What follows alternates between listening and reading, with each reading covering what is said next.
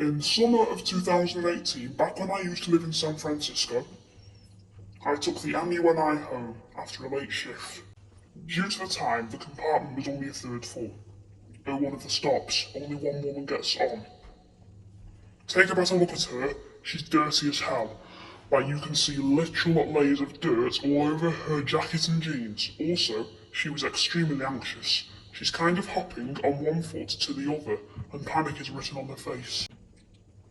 I thought she was just homeless, which is not uncommon in San Francisco.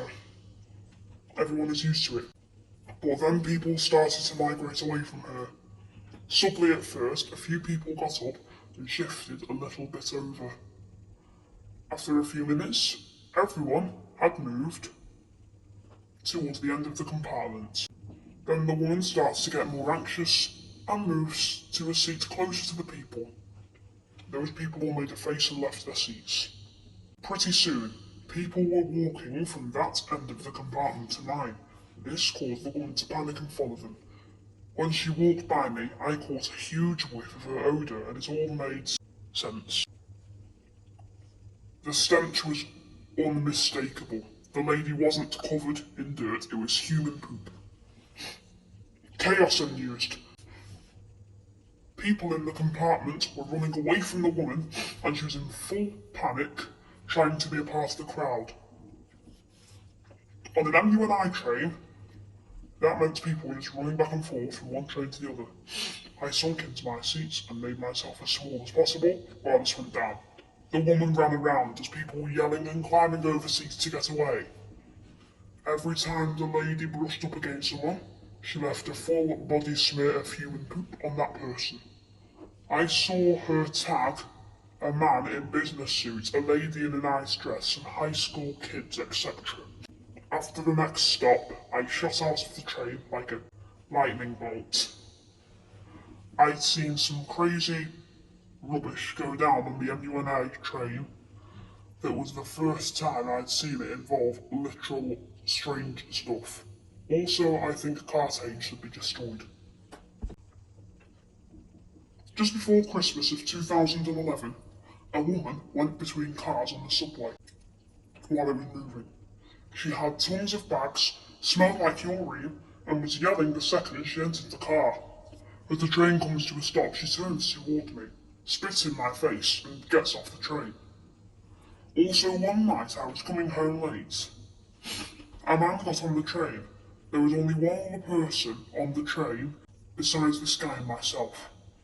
He sits across from me and leans forward. He then proceeds with the typical speech.